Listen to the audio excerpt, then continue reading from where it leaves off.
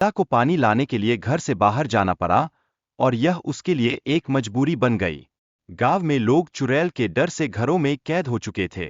चंदा ने सोचा कि शायद उसे कुछ साहस दिखाना पड़ेगा। जब चंदा कुएं के पास पहुंची, तो अचानक उसकी बाल हवा में उड़ने लगे। यह दृश्य देखकर चंदा डर गई और इसने गांव में फैले आतंक को और बढ़ा दिया। लोगों के मन में अनजाने डर ने घर बना लिया था। गांव के लोग चंदा की मदद के लिए एकत्र हुए और उसे चेतावनी दी कि बाहर जाना खतरनाक हो सकता है। इसके बाद सभी महिलाएं ने यह तय किया कि वे शाम के बाद बाहर नहीं निकलेंगी। यह सब मिलकर डर का एक बड़ा दबाव बन गया।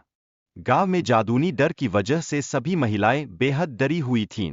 राजेश की मां भी इसी डर का सामना कर रही थीं और उन्होंने चंदा को सलाह दी कि उसे घर में रहना चाहिए। यह एक मां का स्नेह था जो सबको सुरक्षित महसूस कराने के लिए प्रयासरत था। राजेश की मां भगवान शिव और माता पार्वती में गहरी आस्था रखती है। वह अपने साथियों के लिए देवी देवताओं से प्रार्थना कर रही थीं ताकि गांव की सभी महिलाएं सुरक्षित रह सकें। उनके मन में विश्वास था कि एक दिन यह डर समाप्त होगा। जैसे जैसे समय बीत रहा था, गांव के लोग जादूनी डर के कारण धीरे धीरे गांव छोड़ने का विचार करने लगे।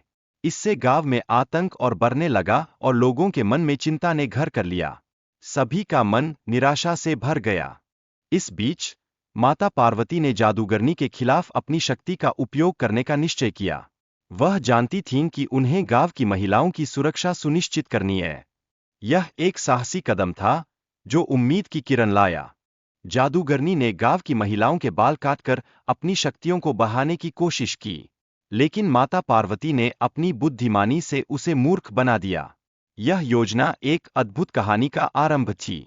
जब जादूगरनी ने माता पार्वती के बाल काटे, तब उसकी शक्तियां धीरे धीरे कमजोर होने लगीं।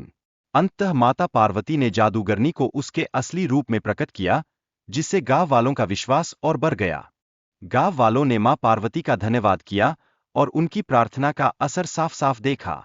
यह उन्हें याद दिलाता रहा कि एकजुटता और विश्वास से कोई भी समस्या सुलझाई जा सकती है। मां पार्वती ने अपने बालों को धोने के लिए नदी की ओर जाने का निर्णय लिया। यह दर्शन दिखाता है कि वह साधारण और सरल जीवन जीने में विश्वास रखती है, जो कि सभी के लिए प्रेरणा का स्रोत है। महिलाएं मां पार्वती की सहायता करने में अनमे थीं, जो उनकी सामूहिक शक्ति और एकता का प्रतीक था। यह दर्शाता है कि जब लोग एक साथ आते हैं, तो वे किसी भी चुनौती का सामना कर सकते हैं।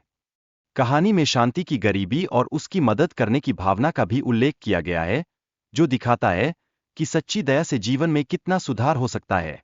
यह सामाजिक ताने बाने को भी मजबूत बनाता है। शांति ने मां पार्वती के बालों को संवारते समय एक अद्भुत चमत्कार देखा। उसके बाल अचानक सोने में बदल गए। यह उसकी उदारता और दयालुता का फल था, जो सबको चकित कर गया।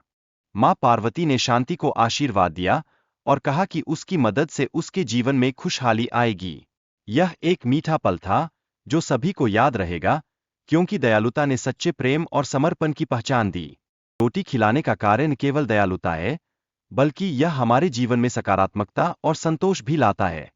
जब हम किसी जीव को भोजन देते हैं, तो यह हमारे अंदर करुणा और सहानुभूति की भावना को जन्म देता है, जो हमारे जीवन को सुखद और मायावी बनाता है।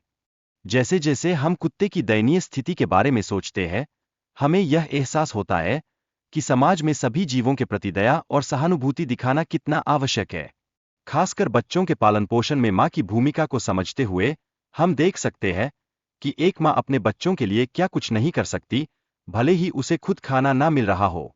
इसमें मां और उसके बच्चों के बीच का विशेष रिश्ता उजागर होता है।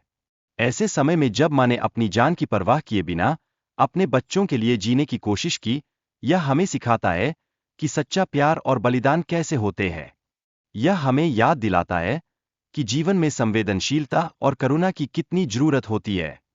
कहानी में दिखाया गया है कि समाज में गरीबों के प्रति संवेदनहीनता कितनी गहरी होती है।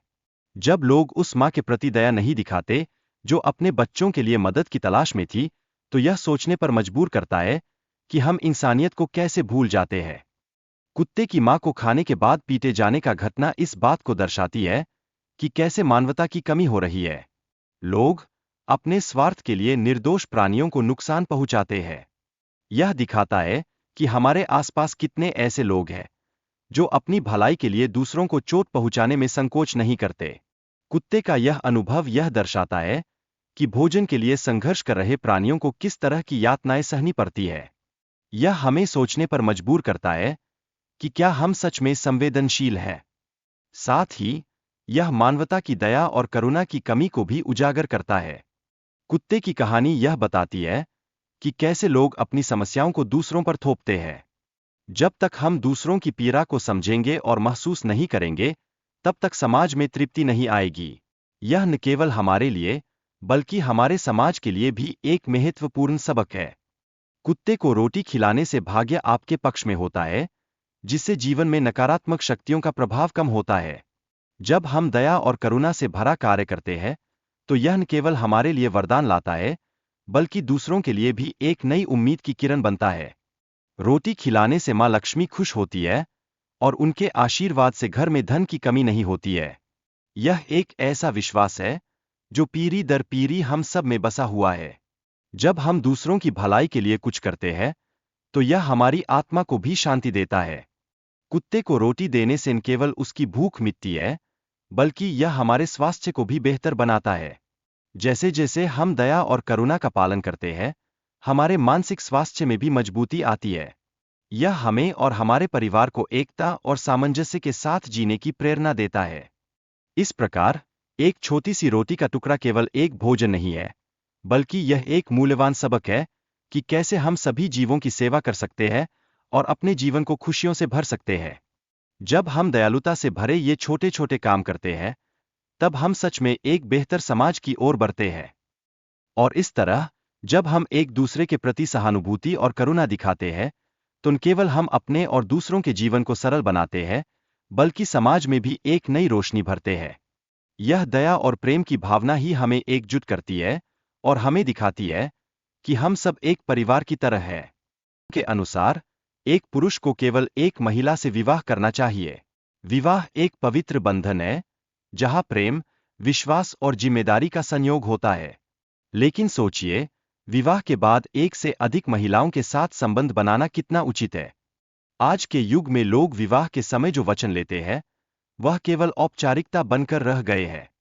विवाह के बाद अपने वचन का पालन करना कितना महत्वपूर्ण है, यह हमें खुद से पूछना चाहिए।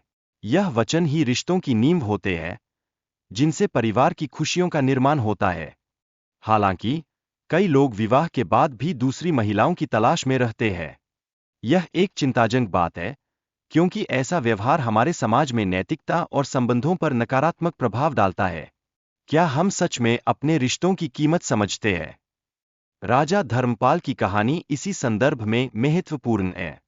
वह अपनी पत्नी के प्रति हमेशा वफादार रहे। उन्होंने दूसरी शादी करने से मना किया, क्योंकि उन्हें अपने प्रिय की भावनाओं का ख्याल था। यह उनकी निष्ठा और प्रेम का प्रतीक था। इस कहानी से यह सीखा जाता है कि एक आदमी को केवल एक पत्नी के प्रति वफादार रहना चाहिए। जब कोई दूसरी महिला से संबंध बनाता है, तो वह केवल अपने लिए नहीं, बल्कि अपने परिवार और समाज के लिए भी एक बड़े पाप का अपराधी बनता है। कहानी में महाराज और रानी सुकन्या का रिश्ता भी हमें सिखाता है।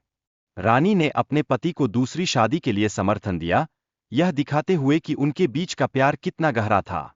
यह एक सच्चे साथी का उदाहरण है। पुरखों के दुख का एक मुख्य कारण पुत्रहीनता है, जो परिवार में अशांति लाता है।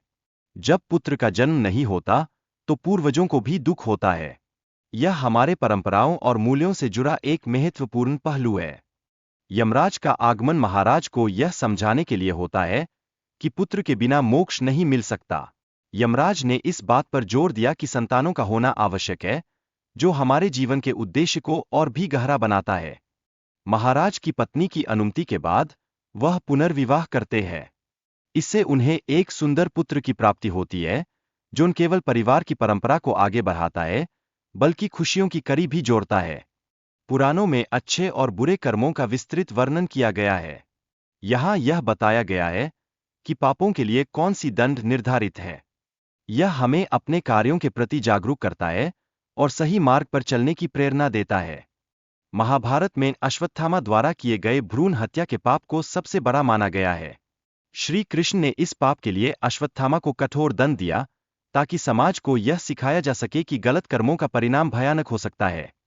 गरुड़ पुराण में यह बताया गया है कि किस प्रकार के पापों के लिए व्यक्ति को अगले जन्म में क्या रूप मिल सकता है। यह ज्ञान हमें धर्म के मार्ग पर चलने के लिए प्रेरित करता है, जिससे हम सही दिशा में आगे बढ़ सकें। योग को भगवान को प्राप्त करने के लिए यज्ञ की तरह किया जाना चाहिए। यह आत्मनियंत्रण और संयम का अभ्यास करता है, जो जीवन में महत्वपूर्ण है। परिवार के लिए यह एक संगठित और शांति से भरा जीवन जीना सिखाता है। सत्संग से जो ज्ञान मिलता है, वह इस यज्ञ का मुख्य सामग्री होती है। श्रद्धा और उत्साह इस यज्ञ के उपकरण हैं, जो हमें जीवन में आगे बढ़ने के लिए शक्ति प्रदान करते हैं। इस ज्ञान यज्ञ में इच्छाओं का बलिदान करके हम जीवन के मोक्ष का फल प्राप्त करते हैं। यह ज्ञान हमें सही दिशा में आगे बढ़ने में मदद करता है और हमारे परिवार की खुशियों और रिश्तों को और भी मजबूत बनाता है।